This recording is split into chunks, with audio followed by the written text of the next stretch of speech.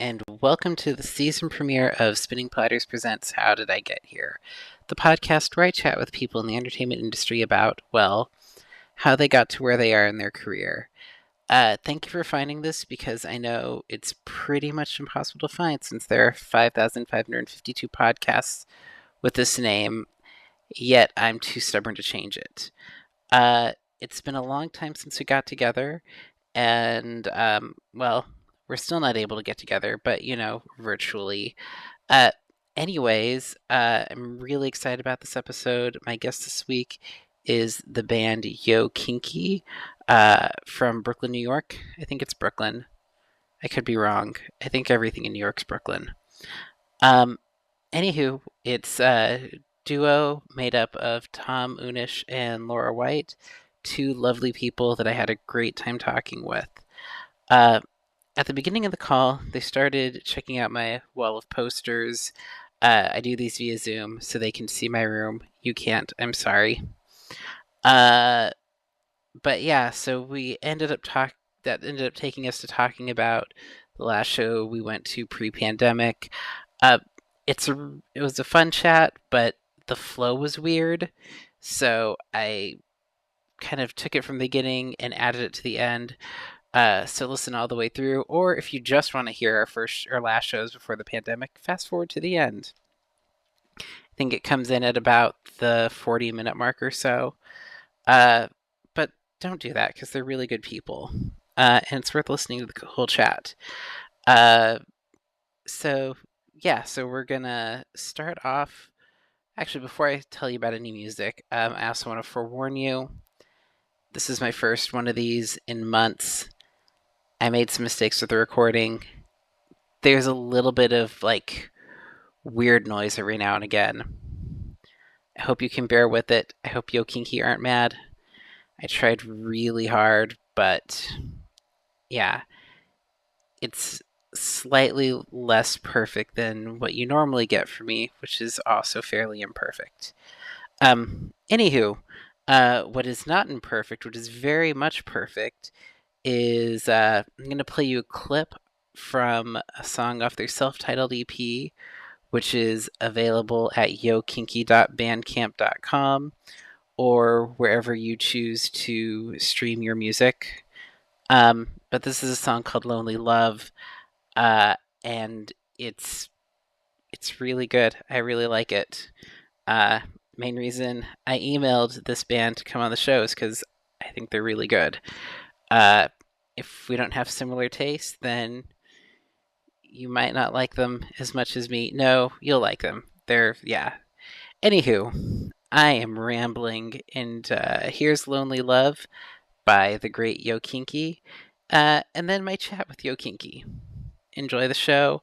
Oh, by the way, don't forget to crack open a can of mango White Claw and enjoy the song. And yeah.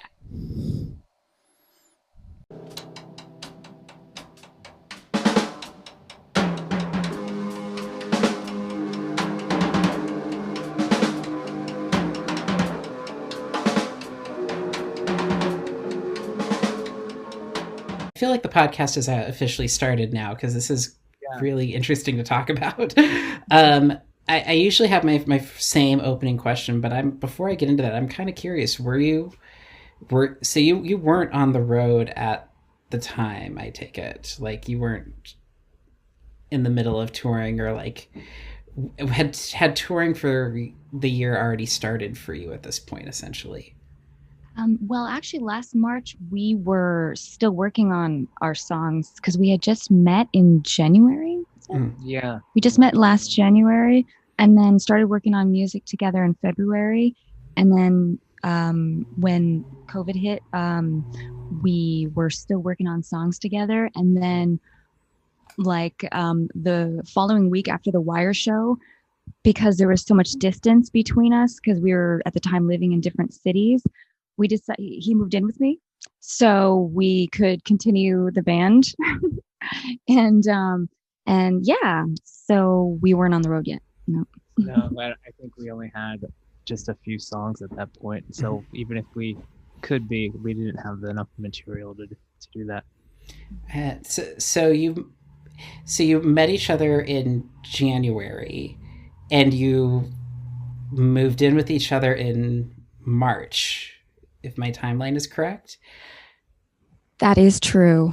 Hmm. And so, roughly a year out, how does that feel? Like you went from being total strangers to like every part of your life is connected to each other, kind of. Yeah, it's been really fun. It's been really great.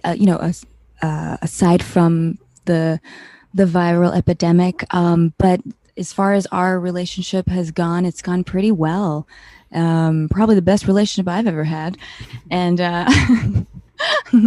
um, it's we've just had a lot of time to focus on the songs and just keeping it going and doing whatever we can in the climate that the world currently is in.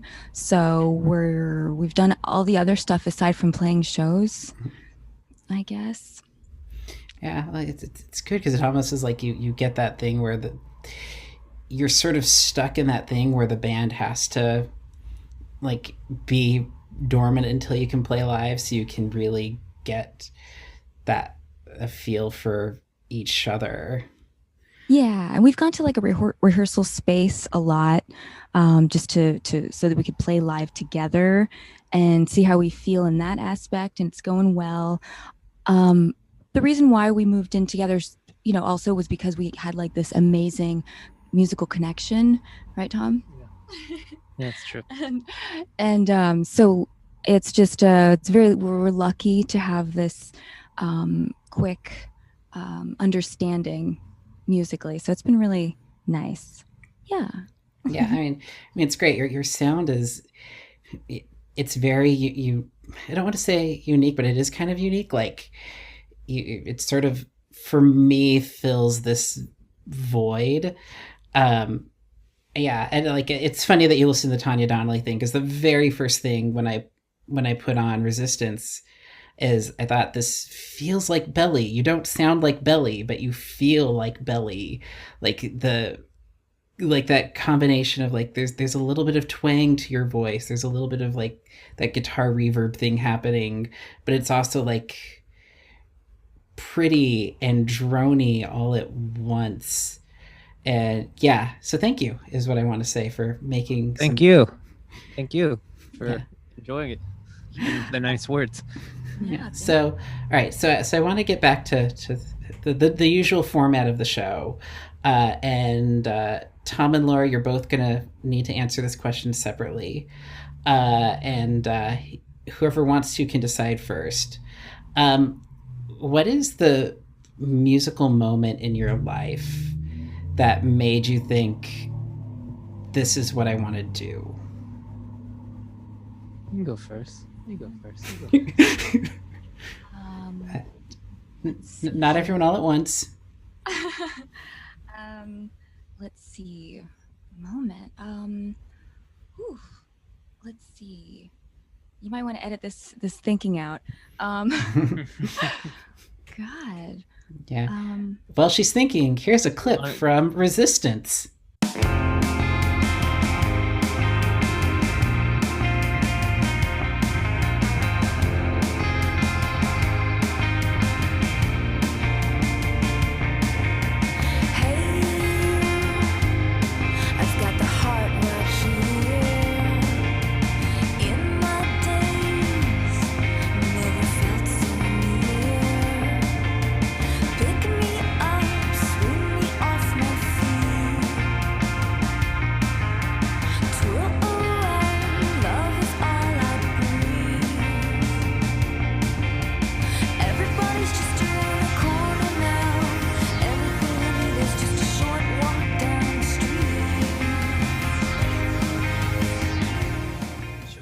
yeah, go first. Um, I'm a little high. I'm sorry. I can't think of an exact. I don't have a very specific moment, but I do remember seeing Fugazi a bunch when I was younger, and I remember, coming out of a Fugazi concert and being like, "This is like what I want to do. I want to do something like this, something like powerful and like really, if you've ever seen that band, they just have like really great, incredible energy live. And so that was kind of, I would say, like seeing them, that was kind of like a big deal, at that age. I guess, late teens. So I would say for me, maybe it was that. But I mean, even before that, I was into music, so I don't really have an exact point, Yeah. but I would say So I remember first, seeing a Fugazi quick live and note like, all about right, I that. want to There's visit their that shows. meme that was going around of what is your concert regret? And the last time Fugazi played San Francisco, which is where I am, it was a free show in Dolores Park with extra action marching band, Tilt, Vic Chestnut, and Sleater Kinney. And it ended up being the last time they ever played, and I just couldn't get the day off work. And nobody knew Fugazi would be over with after that, but it was this like ridiculous like Food Not Bombs benefit festival that everybody and their mother was at, and I couldn't go to, and it was apparently legendary. It sounds like a pretty great lineup. We heard about that recently. Was it Mike Watt there or somebody was there? I'm not sure. Remember? No? I don't remember. Okay, never mind. I had a similar thing like that with Joe Strummer. Joe Strummer played his like last, probably the same year as the Fugazi, but like he played during CMJ in October, and I think he did like 3 or 4 nights, and I couldn't go to either one, or if they were sold out. I couldn't go to it. I was like, all right, he's putting out a new album. I'll catch him on the next tour. And then like 2 months later, he unfortunately passed. But that was kind of the one I like missed out on. All right, I'm going to tell you my Joe Strummer story, and then we can move to Laura's. Okay. So I was working at the Fillmore, and it was and it ended up being the last time I think Joe Strummer came to town, and I was able to like get that shift. And I was just sort of like waiting for like things to start, and the opening band was sound checking, and I was just like leaning in a doorway, just sort of watching the band sound check because I had downtime, and like smiling and kind of nodding my head. And I looked to my right, and like Joe Strummer's doing the exact same thing as me, like mirror image, like just kind of nodding his head and going, yeah, these guys are all right. And we both kind of smiled at each other. And then, and that was it. And Joe Strummer like it kind of went on his way. As an employee, I wasn't allowed to talk to him, so I couldn't say like, yeah, they're very good. Like my interaction was limited to this like smile. So I have a smile with Joe Strummer as like my big glorious Clash moment. Nice. That's a good one. Yeah. All right, Laura, are you ready to tell us? So when was that big aha moment, I guess, when I knew I wanted to do this? I guess I would say, since we're on the Sleater Kinney kick, I'm going to say when I got their CDs, I guess, when I was a teenager, for my birthday, my sister gave me some CDs of theirs, and I just kind of went, from then on, it took me on a different trip, and I knew that I knew that I had discovered something that was really special, but then I guess I didn't know that it was really actually like that I was deserving of it until like my late teens, early 20s, when I started writing myself. So I guess that's it. Oh God, I wish I had a better answer. No, that's perfect actually. Okay. Like because it's not always a concert that does it. Sometimes it is just listening to a record or a gift or experience. There's one of these where they pinpointed going to McDonald's as a kid and like seeing that they were like doing this special where like with a meal you could buy a CD for like $5, and he didn't know any of the music, but he kind of like saw the Tina Turner Simply the Best cover and said, all right, I'm gonna give that a whirl. Wow. Wait, who was this again? This was and it's in the archives if you want to listen to it, but this was Stefan Aronson of Balanced Breakfast, which is a not a musician, but he like hosts a virtual breakfast with musicians in different parts of the country as like local musicians to kind of just chat about what they're doing, give each other like guidance professionally, and so on and so forth. Nice. Awesome. Yeah, it's a really cool thing. Okay, so you both have really heavy, like intense first kind of experiences in very like similar bands. So Laura, you said you started writing music shortly thereafter. What was your aim for writing music? Like, you just sort of writing songs for yourself? Like, what was your vision for that? Back when I first started as a teenager, well, I had a pretty, I guess, relatively troubling childhood, if I can reveal that. So I had a lot of things going on at the time, and my family life was kind of funky. So it just turned out to be like the easiest way for me to try and process things. And so I guess it was just a way for me to really understand myself and understand what these things, what was going on in my own life. And I felt really good after doing that. And so I've just continued ever since. So, yeah. Yeah. Would it be too bold to ask me if you shared any of these songs with your family? Oh, the new songs or the older songs? The songs at the time. Oh gosh. No, never did. Yeah. Yeah. So it was all really like kind of creating for yourself to kind of deal with what was going on around you. Oh yeah, exactly. Yeah, at this time I didn't perform for a few years, actually, until I was, gosh, what was it? I guess 19 is when I started, and I started writing songs at around 15. So for those few years, I would play with like friends or a boyfriend here and there, but we never really did any shows, and I didn't really collaborate writing wise with anyone. So it started out as just a very personal, cathartic tool. So yeah.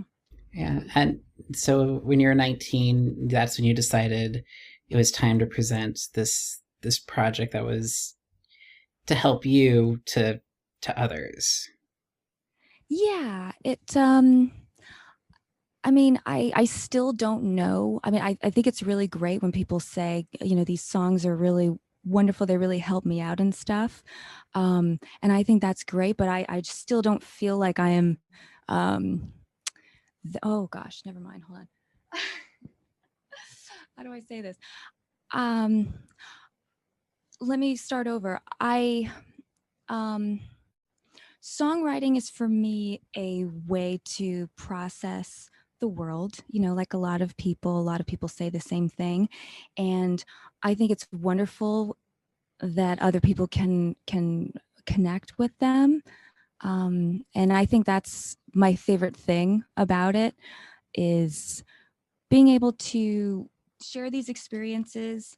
And but I don't want so I guess those songs in the beginning of starting to learn how to write songs, they were very personal. But nowadays, I don't want them to be directly about myself, So I'll throw a little this and that in there.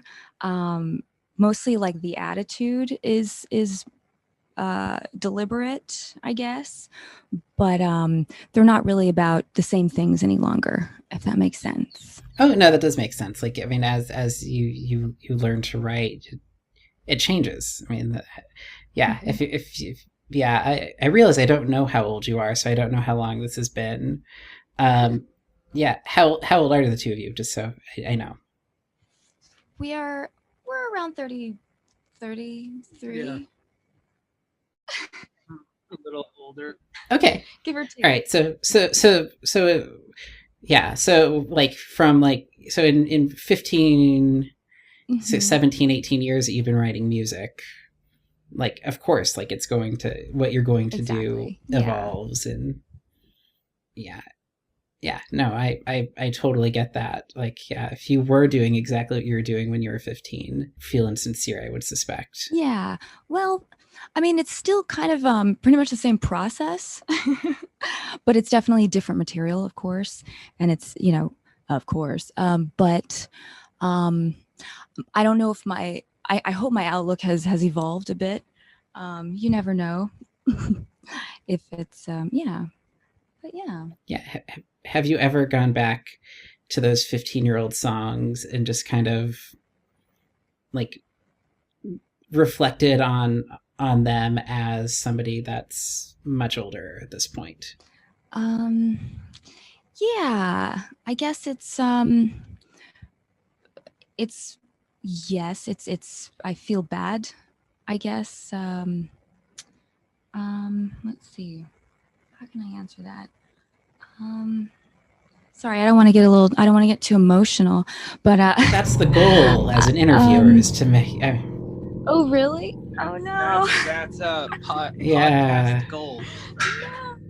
Yeah, you didn't get the memo. I need one of you to cry before this is over. I'm almost there. Yeah, okay, so I have revisited them a few times, and it's really sad, you know, because I feel like that person doesn't really see as many. Oops, hold on. Whew, okay. The tears are trying to come out. I don't think that she saw as many options, you know, as I can see now, you know, 15 years older. It was definitely the only outlet, you know, because it was really hard to talk to people. I started seeing a therapist around that time. So that was helpful, but, you know, that's only 45 minutes a week. So the other times, you know, I spent a lot of time by myself, as I used to up until Tom moved in. And that time alone is definitely the time when, you know, everything that's happened to us can easily turn into a song if we open up and allow it to. So, am I making sense? Oh, yeah, perfect sense. That's actually pretty lovely. Oh, good. All right. So, Tom, I feel like we're ignoring you. I'm sorry. That's all right. So kind of the same question. At what point did you start writing music? I mean, I couldn't tell you an exact time. I don't really have any, you know, I mean, I've been playing music for a long time. So I would say since I've started playing an instrument, I kind of went into writing songs, you know, nothing, you know, you know, as a 12-year-old, nothing that's, for me, and not very earth shattering material or anything, very good, good, but, you know, I've just kind of, my whole life, I've just been kind of writing songs and just learning how to write songs. I feel like it took me a long time to learn how to write a good song or what makes a good song. So I've just been doing it. I just keep doing it and just try to keep getting better at it.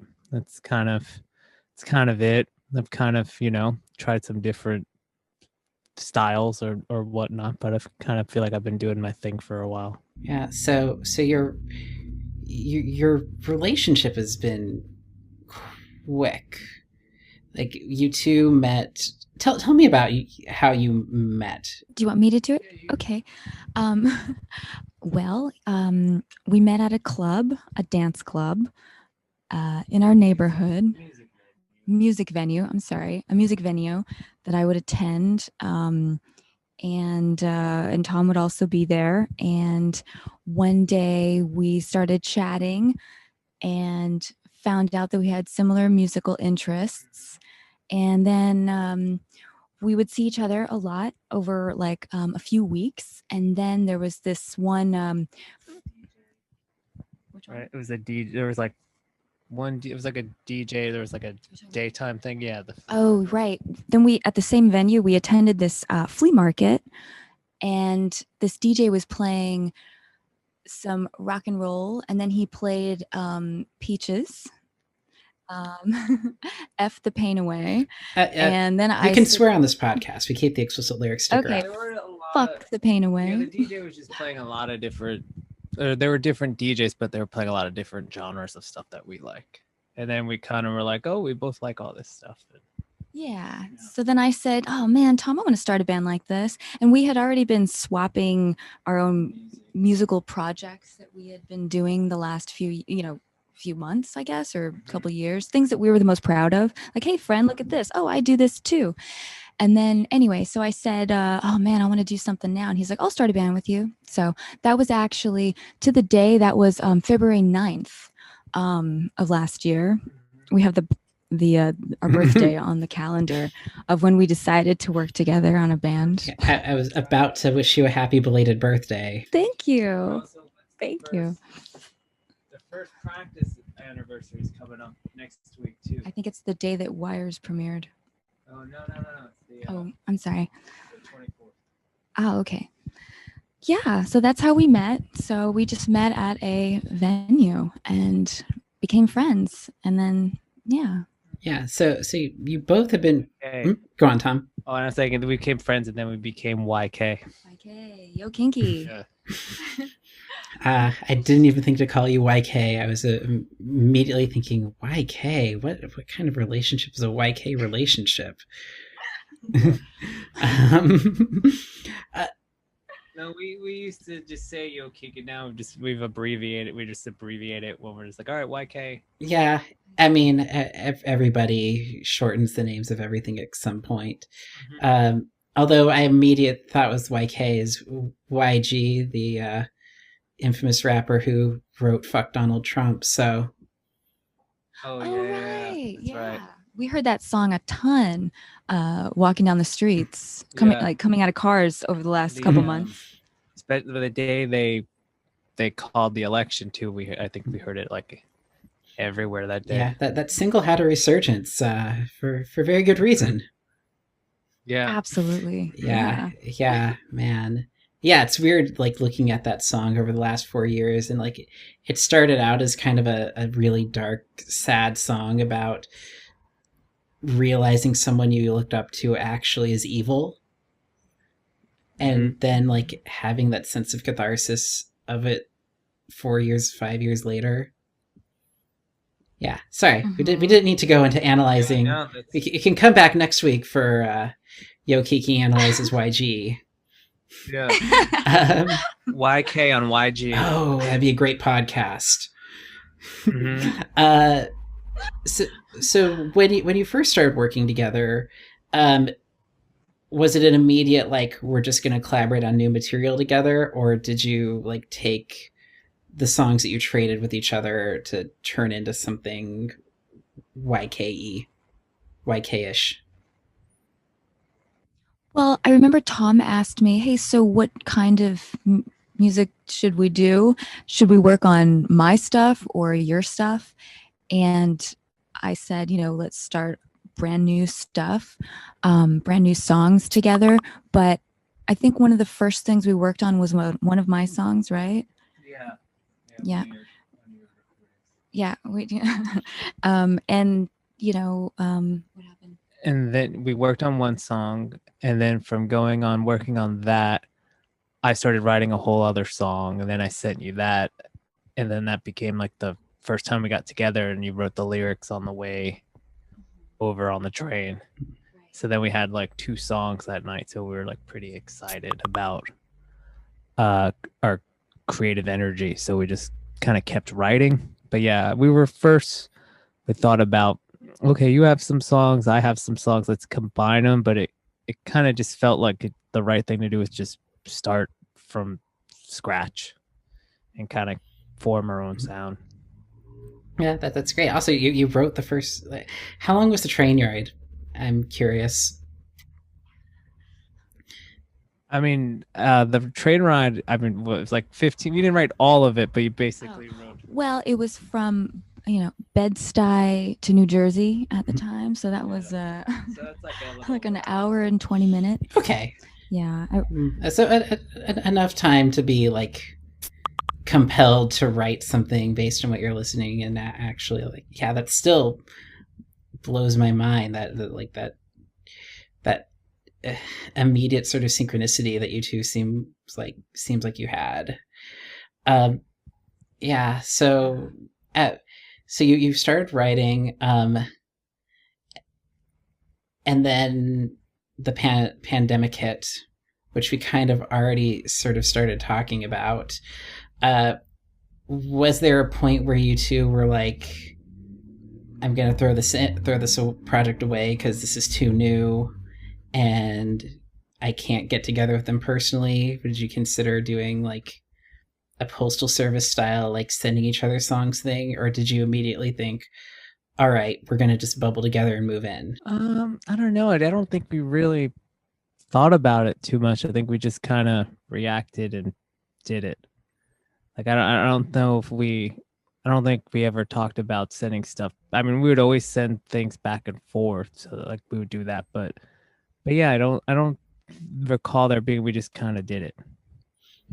Yeah. Right before that, we had gotten into a rhythm of seeing each other so often, and we had already gone to rehearsal spaces together. We'd gone like already, several times. So it had already become a routine. So the idea of not collaborating in person and hanging out and really feeding off of this other person's energy who I feel so, magically connected to on different levels, felt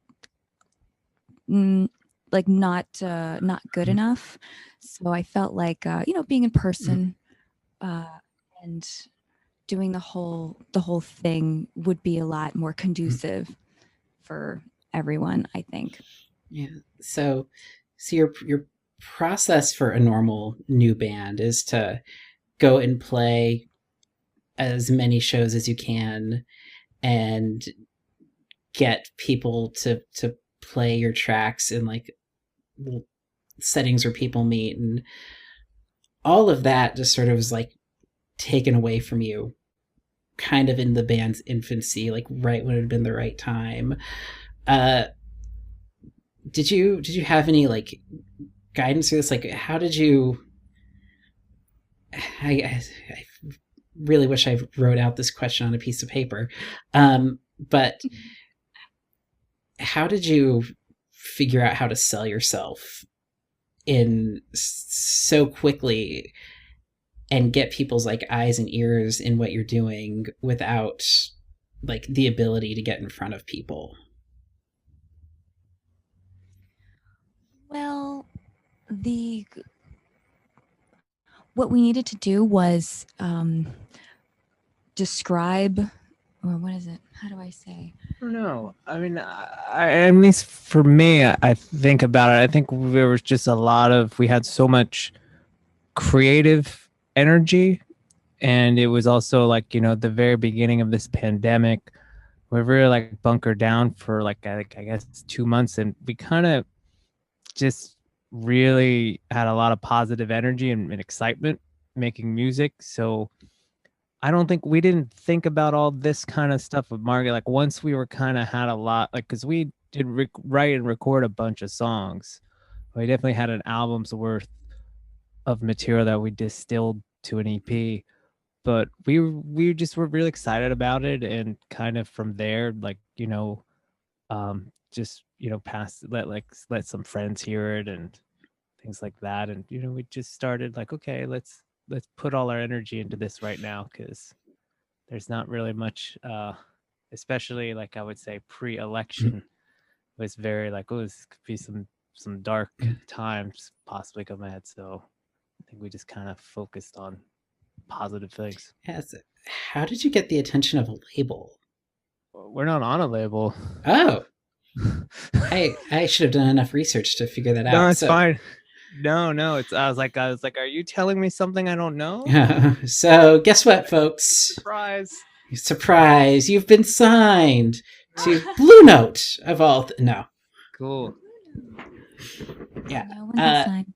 Yeah. We did. Yeah, we did. Our stuff that comes out under our I Don't Like Records is our record label name. So I didn't realize that I Don't Like Records was just your own vanity Yeah, it's imprint. just ours. It's Yeah. just a really good name. Like it should actually be a real record label. Yeah. I mean, Could maybe, with the some investments, investors, it could be. I don't have any money, so sorry. That's all right. No, that's okay.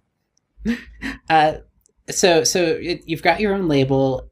You do have a publicist, but you managed to get played on the radio. You have like a song that got played on WFMU. How did you arrange that? Again, you can't like play for programmers. What did you do to get their attention? We just sent them. We sent the specific people who we thought would maybe like the songs. We sent them emails, and then they responded. Yeah, we just submitted our music to the DJs, and yeah, we've been kind of doing a very, like I said, coming from that Fugazi DIY background. That's just kind of been like that DIY thing is my mindset. So we've been doing all the radio, all that stuff ourselves, and having a publicist helps do a lot of the other work as well. So that I think if that would be just too much for us to do. But yeah, so we do try to do everything ourselves. I mean, as of now, we've been producing, recording ourselves, so we're marketing ourselves too. So just a very mom and pop DIY operation here. So YK the business is the two of you and your publicist, and that's it, correct? And Winston. Yeah. And Our Winston, rookie dog. yeah, he's your accountant, right? He is. Mm-hmm. Yeah. He's the money guy. Yeah. Just wait till the end of the year next year where he gets to be tour manager. Oh, we could only be so lucky. Yeah. I hope tours start next year. I feel pretty confident. I've been analyze like I had this revelation this morning where I was thinking like every single prediction scientists have made about this virus has been right. Like all like the different waves have happened when the waves happened. Like the vaccine came out in the period of time that they thought they could do it in, and I'm like, so with the thought, with the general like word that events could happen by late fall, like people will have enough immunity by late fall for this to happen, I feel weirdly faithful that it's gonna work. Yeah, I'm thinking by November we might, maybe not tours just yet because they take a little bit of time, but I would say definitely some local shows, maybe some tours around the fall. That would actually be kind of nice. Yeah, it could be lovely. 90% of the population is supposed to be vaccinated by when? November? Yeah, if it stays on the rate it's been, the vaccinations been by, like they're saying by November, 90% of the population will be vaccinated. Hopefully, we'll see. Which is earlier than herd immunity because that's between 70 to 80. So that feels very good. And there's still vaccines in trial that could even speed things up. So all right, so February 26th is when this labor of love that you two have been working on throughout your time in close confines together, it comes out. I'm excited. There'll be a link to the different ways to listen and purchase. But what's next? What do you like? Since you're not sure when you can start planning shows, what are you going to do once that's out? We've been starting to discuss like the next thing we'll do. I mean, we're gonna try to, I think, put something out.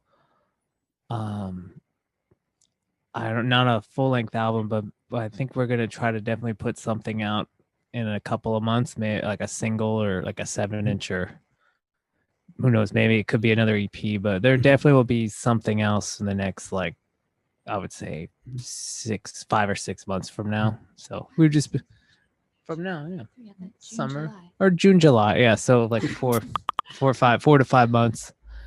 But yeah, so we're gonna kind of just, because this is gonna be out, and then we kind of just want to keep putting stuff out there. So I think definitely another single in a few months, and more. We'll just keep putting stuff out. I mean, we like making things, so we like making music, so we just kind of want to put it out there.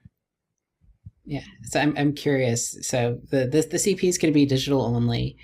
Do you think you're going to create something physical before the year's out? That's what we were looking up a couple nights ago. That's our intention. Not sure if we will do that for this EP just yet. What do you think? Possibly, I think the next release might have a physical. I mean, I would love to have a physical, but it just kind of seems right now, with not playing shows and just financially putting it out, I don't know how viable for us it is right now. I would love to, but and maybe eventually we can do a physical. We'll see what we put out over the next year or so. Maybe do like a compilation LP of everything or something like that. Like, I think maybe that could be cool. But yeah, we're just gonna right now just concentrate on the songs and making songs and putting them out. But yeah, I think for now, unless we have someone else to, If we have someone else to help us put put something out, put the bill for the records. Or yeah, if I would love to have the records. If enough wonderful fans can purchase our EP on Bandcamp, you can reach us at yokinky.bandcamp.com. Excellent plug. Thank you. Yeah. Sure. I may even time this to put this out on Bandcamp Day. Oh, awesome. Which should be the first Friday of March. Nice. Actually, I think I will. Hopefully all this works out, and I'll make it go out then, so people can buy it, and then you get all of the money, not just most of the money. Mm-hmm. That would be amazing. Would be Thank you. Oh my gosh. Yeah. Also, I've got to say, I love Bandcamp, and I love how they've been doing that for people. And they're not a sponsor of this thing. I just flat out am happy that they've decided to give back in such a weirdly generous way. No, it's really cool. Yeah, the other services are reportedly not so generous. Not so nice. Yeah. I do have a friend that works there who has proclaimed that Fridays are the first Friday of every month is intensely busy around the office. So they're working harder to not make money. All right, this is exciting what you have coming up. So since you've listened to a couple of episodes, I begin and end with the same question. Everything in between is however the conversation flows. And I'm sorry, Laura, if this makes you cry again, but I'm curious to know if you could go back in time, Laura to 15-year-old Laura, Tom to 12-year-old Tom, and what would you tell them about what you became? I would tell her that this is a really great activity / hobby that will turn into the most important thing of your entire life, and stick with it, and don't be afraid, and just enjoy it and learn all about it as much as you can. And share it with people. That's what I would say. I always feel like I've learned everything the hard way, or have taken a long time to learn it. So I think I would tell my 12-year-old self on how to do it. Just how to, all right, you focus on this. We need to focus on your songs that you have now, or this, they can improvement here. I think I would just gently critique my 12-year-old self, but then also kind of give them, this is the path you need to go on. That's lovely. All right. Thank you too for Well, again thanks kicking for off having us. season For 2. having us.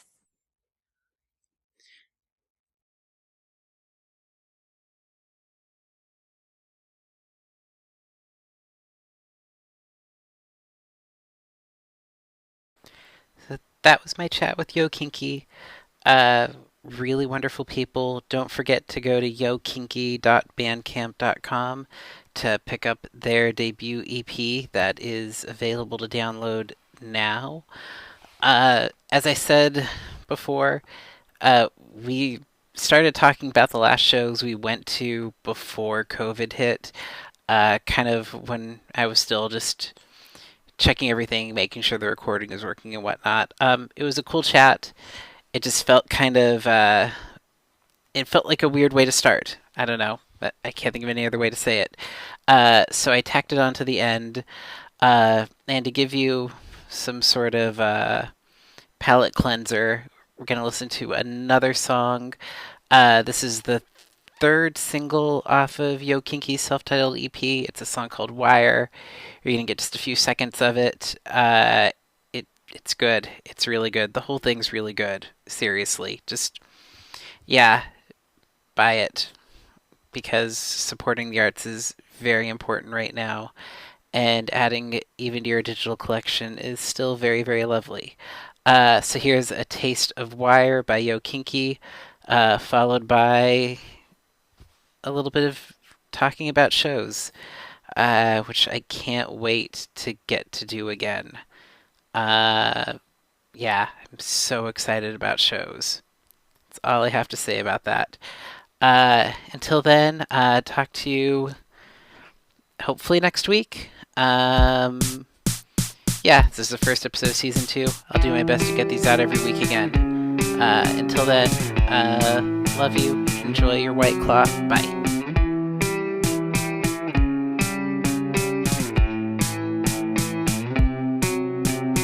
Anyone can tell I'm in line with the wire.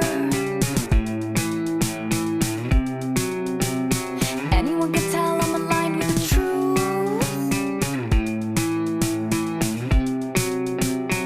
The last thing I wanna do is lie to you. The last thing I wanna do is fight with you. Anyone can tell I'm in love with you. Anyone can tell when a love is true.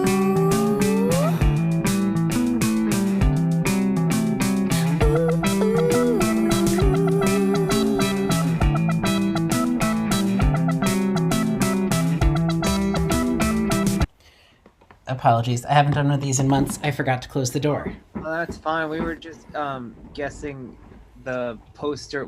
The Sleater Kinney poster. We're trying to figure out which bands are which. So these are all Fillmore posters. Yeah. Okay, so the top row, Say Ferris, Liz Phair, Patti Smith, Toots and the Maytals. And then the White Stripes, Patti Smith, Social Studies, No Doubt. Cool. And then you have Sleater Kinney to the left. Yes. Nice. Yeah. So the fun. So the Patti Smith poster is the last show at the Fillmore before the epidemic. Wow. Wow. And How was that? it was weird. Like, I think people hadn't known what to expect of this thing yet. Like, it was March 8th, so like we knew COVID was a thing and it was in the United States, but we didn't really know like how people got it. So folks were still generally kind of like, they gave each other more space than usual at a show. Mm-hmm. But people were, they still like, we're still kind of packed in. There's hand sanitizer everywhere. The weirdest part, though, was it's the first time I've ever seen Patti Smith where there was a legitimate circle pit. Whoa. And I think like there's this sort of sense that like things are gonna shift in a really dark way soon, and like you could, and I think there's a certain like, I need to get this out of my system because I don't know when I'll get this for a while. Like, yeah, it was Definitely. yeah, it was an pretty intense show. Patti Smith was actually weirdly jokey, but in that, like, I'm actually nervous, but I'm gonna make a lot of jokes because I'm nervous. Like, she went on a bit about being scared that she picks her nose so often. And like, what if picking your nose is a problem? Which, sure enough, picking your nose is a problem, and if you do pick your nose a lot, you're more likely to get it. Yeah. Exactly. Our last show was Wire. Yeah, we saw Wire that week, and it was kind of the same situation where there was a lot of people giving each other a lot of space in between. It was actually the last night. It was right the night before they shut down shows in New York, so it's like there hasn't been a show since. That was on the 12th of March. Wow. But it was still a fun night. But yeah, they had to cancel. They were, I guess, in the middle of a tour and had to like also run back to the UK before they started shutting down flights and everything like that. But yeah, it's pretty crazy. Hi, I'm Michelle Varay. And I'm Kimberly Trung, and we are the host of Crush Fictionally, a podcast all about your favorite fictional characters from movies, TV shows, and more.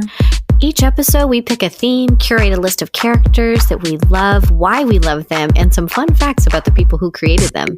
So if you've ever felt a true connection with a fictional character, tune in to Crush Fictionally on Campfire Media. or wherever you find your podcast.